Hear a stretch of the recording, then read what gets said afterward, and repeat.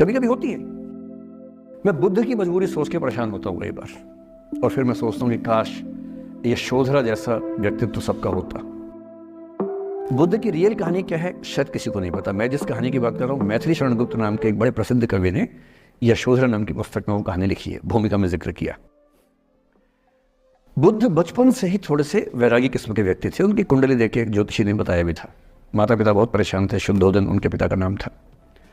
माता पिता ने बहुत कोशिश की कि इस बच्चे का मन विरक्त ना हो।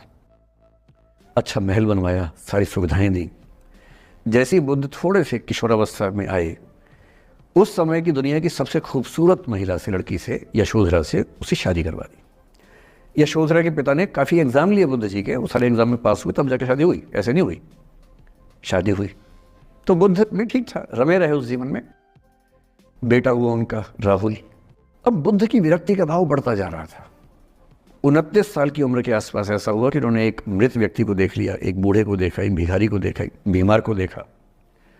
विरक्त हो गए और उनका मन हुआ घर छोड़ दूं, ज्ञान की खोज में चला जाऊं। अब ज्ञान की खोज में जाए, उनको पता है कि भाई मेरी पत्नी भी है, मेरा बेटा भी है, राज्य भी है, कैसे छोड़ दूं? छोड़ना जरूरी है। अंदर की आवाज है कि छोड़ो, तुम इस चीज के नहीं बने हो, तुम्हारा स्वधर्म कुछ और है।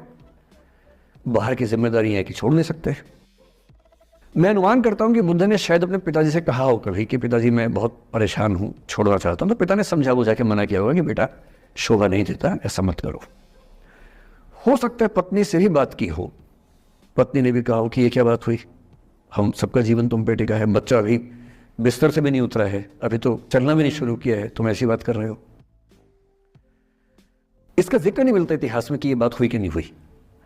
और एक दिन बुद्ध ने तय किया और वो आधी रात को पत्नी और बेटे को सोता हुआ छोड़ के चले गए। इसको बौद्ध परंपरा में महाभिनिष्क्रमण कहते हैं, बुद्ध का अपने घर से निकल जाना। अब बुद्ध चले गए, लेकिन मैथिली शरण गुप्त यशोधरा के पर्सपेक्टिव से बुद्ध को देख रहे हैं। यशोधरा बहुत परेशान है, भाई पति चला गया है, बच्चे का पिता चला गया, मजाक थोड़ा है। राजा परेशान है कि उनका उत्तराधिकारी चला गया है। यशोधरा इतनी परेशान है, बहुत लंबे समय तक छंद आते रहते हैं कि वो कितनी बेचैन है, कितनी परेशान है। लेकिन यशोधरा की सबसे बड़ी परेशानी इस बात से नहीं कि बुद्ध चले गए, इस बात से है कि बिना बताए चले गए, भरोसा नहीं किया। और वो अपनी सहेली से कहती है, सिद्धि हेतु स्वामी गए, यह गौरव की बात। मुझे गर्व है कि मेरा पति इतने महान काम के लिए गया है। सिद्धि हेतु स्वामी गए, यह गौरव की बात, पर चोरी चोरी गए, यही बड़ा व्याघात। सखी वो मुझसे कहकर जाते, कह तो क्या वो मुझको अपनी पथ बाधा ही पाते, क्या मैं रास्ता रोकती उनका? उसके मन में ये मलाल है कि बिना बताए चले गए। वो इस भाव को लेट गो नहीं कर पा रही है, परेशान है। फिर बुद्ध को ज्ञान मिला। 6 साल की तपस्या के बाद बोधगया में बोधि वृक्ष के नीचे ज्ञान मिला। बात फैल गई। जो 5 शिष्य बुद्ध को छोड़ के भाग गए थे उनके बुरे वक्त में, उन्हीं 5 को बुद्ध ने सबसे पहले ज्ञान दिया सारनाथ में, जिसको धर्म चक्रावर्तन कहते हैं।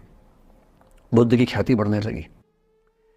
शुद्धोदन ने बुद्ध के पास, अपने बेटे के पास कई लोगों को भेजा ये कहने के लिए कि भाई यहां भी तो आओ, हमसे भी तो मिलो। बुद्ध का ऐसा प्रताप था कि जो उनके पास जाता वो बुद्धम शरणम गच्छामि हो जाता, वापस ही नहीं आता।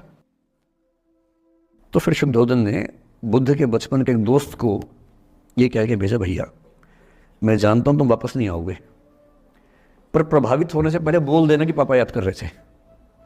तो वो गया, उससे वायदा निभाया, हो तो गया, बुद्ध के संग में दीक्षित हो गया, पर वायदा निभा दिया। तो बुद्ध ने कहा जरूर जाऊंगा, पिताजी की आज्ञा तो जाऊंगा ही जाऊंगा। बुद्ध पहुंचे अपने कपिल वस्तु, जो अपना इलाका था, वहां पहुंचे। पूरे कपिल वस्तु में, नेपाल सिद्धार्थ नगर से नेपाल जाएंगे तो नेपाल बॉर्डर पे कपिल वस्तु है। मैं देखने गया था वो जगह जहां बुद्ध पैदा हुए थे, बड़ा सुंदर स्थान है, आप भी जाकर देखेगा भी। तो बुद्ध पहुंचे रात को, एक धर्मशाला में रुके।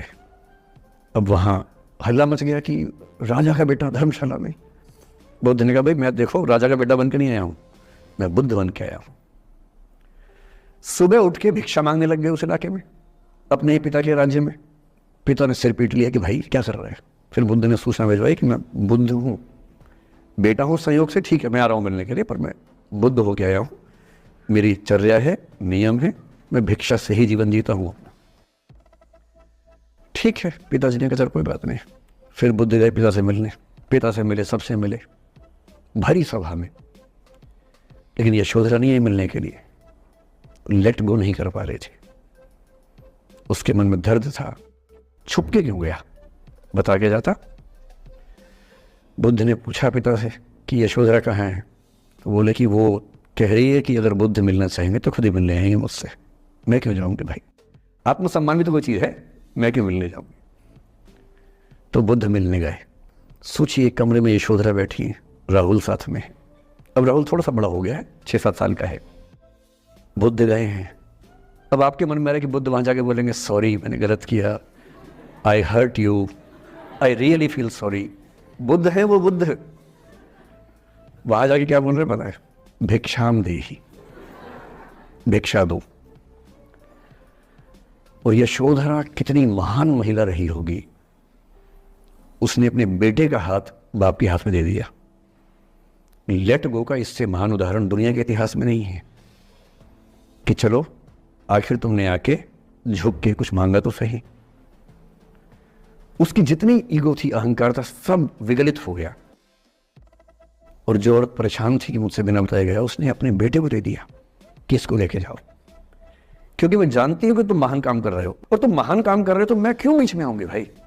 मेरा पति महान काम कर रहा है तो मुझे खुशी होनी चाहिए, और तुम्हारी उस खुशी में मैं क्यों पीछे हटूं। बस मुझे भरोसे में लेके जाते तो और खुश होती।